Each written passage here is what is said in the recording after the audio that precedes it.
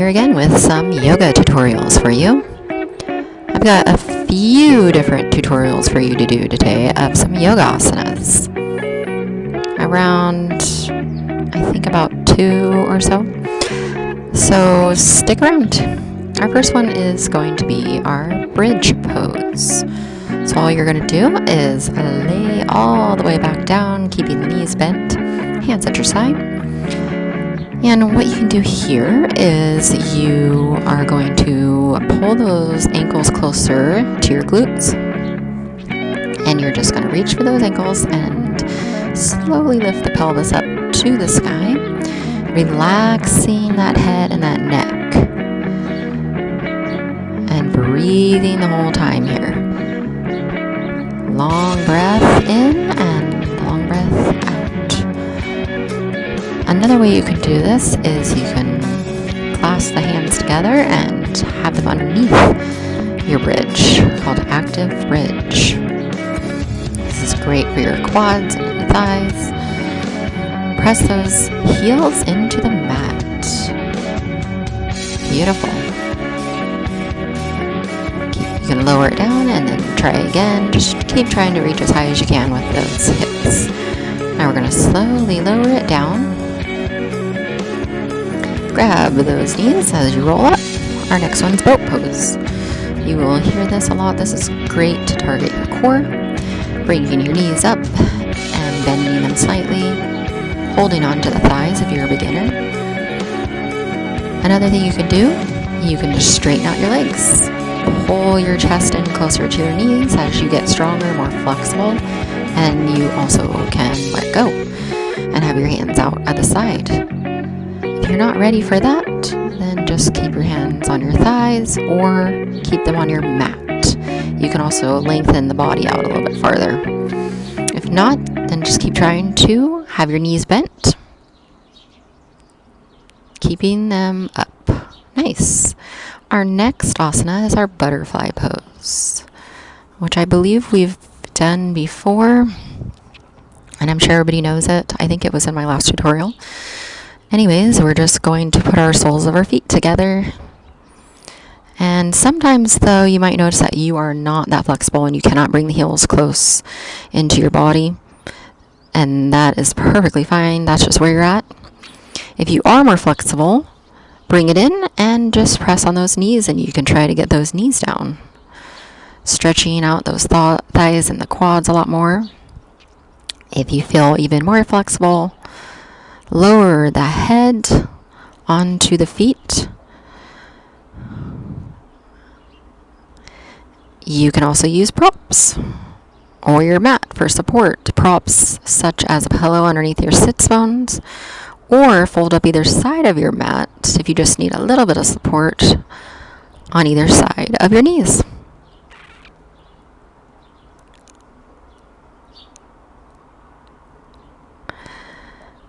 So now we're back into tabletop. And while I'm here, I'm going to talk to you more about the different asanas. Don't worry about how you look. Don't worry about anything else except for your focusing on getting better every day. So we're coming into our next asana, the cat-cow pose. This is great for the spine. It's getting you ready to start your practice. So for cat, you're going to raise the spine up, rounding that back, and lowering your head, pushing the pelvis forward.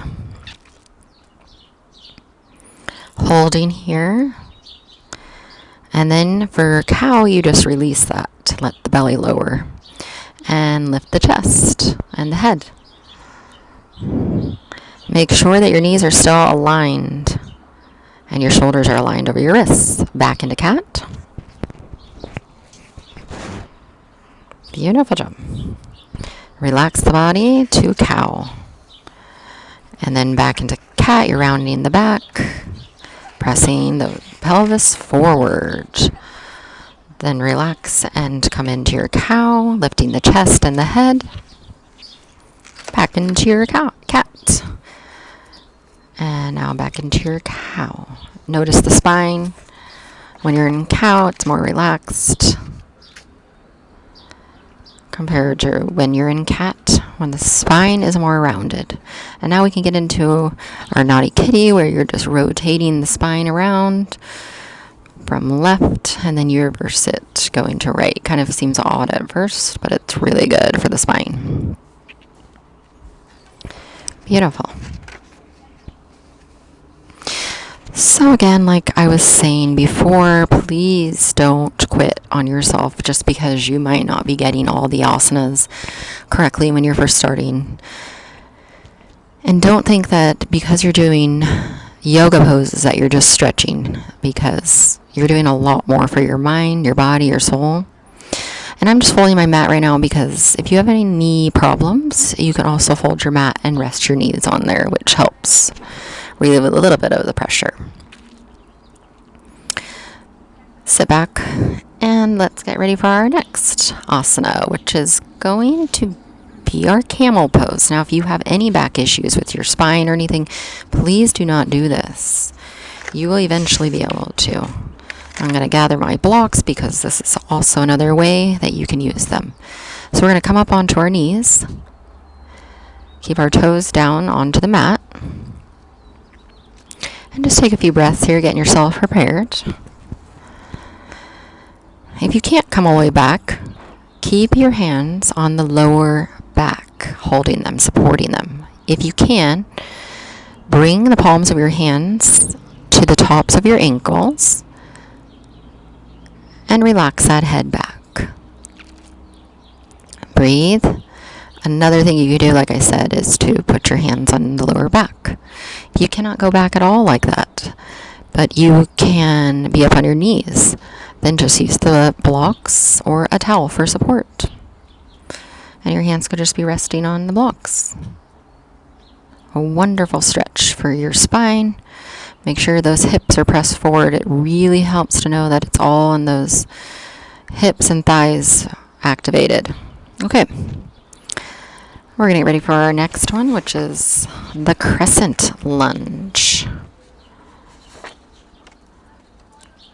Anjaneyasana. That's the Sanskrit. So you're going to get into a runner's lunge. Look at how my knee is. That is not how it should be. It should not be farther back or farther forward. Should be right in line with each other. Should not go past the toes. So keep that knee bent in a runner's lunge, not past the toes.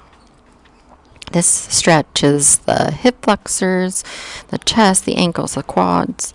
It's going to strengthen your hamstrings, your glutes, your quadriceps. Lengthen up through that crown of your head. You can rest your palms of your hand on your thighs here. If you're a beginner, you can fold that mat underneath that knee if your knee is having any problems.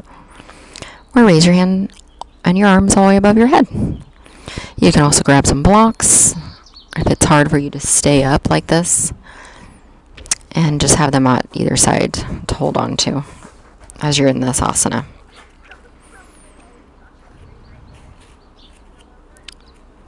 Or bring the knee slightly in, but just not over the toes.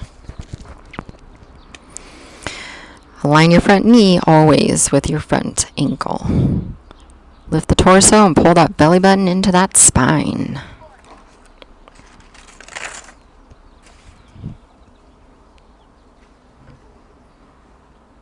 And then I just pull back into my half split.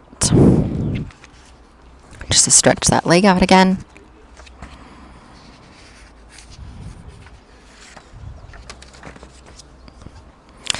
And then now we're going to get ready for our bow pose. Again, do not do this if you have any kind of problems with your back, even though this pose actually energizes your back. So it's a very useful pose, but it is a deep back bend.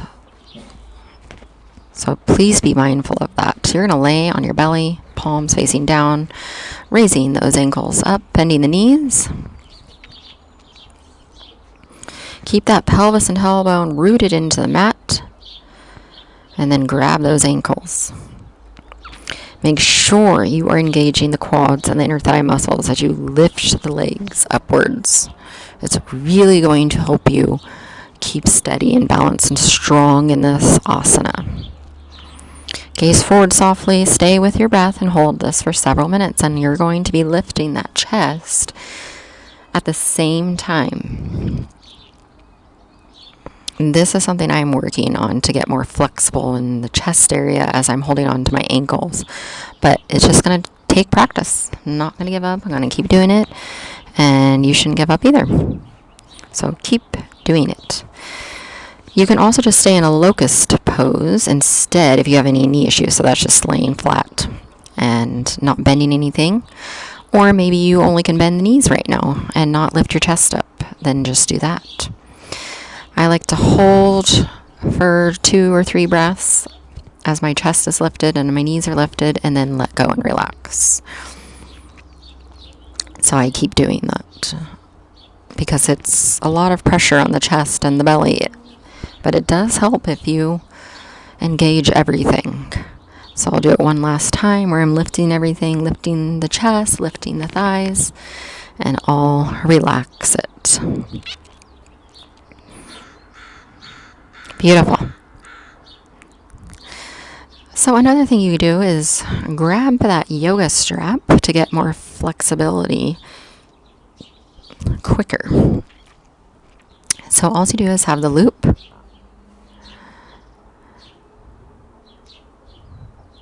Put it on your foot.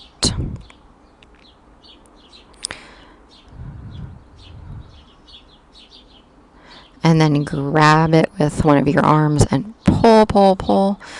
It's going to be bending that thigh. The other leg can be relaxed. And you do this a few times a day or one time a day, maybe after you do the bow pose.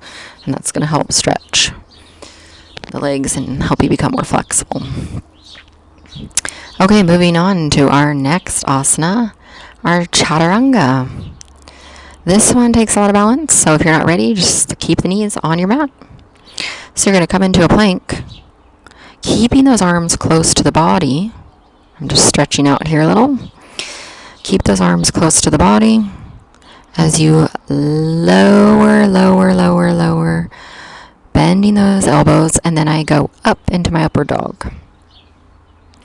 And I hold it here, making sure your thighs are off the mat. And then I press back into my downward facing dog.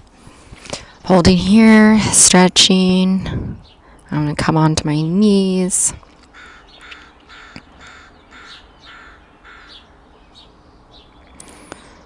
Do a little more stretching.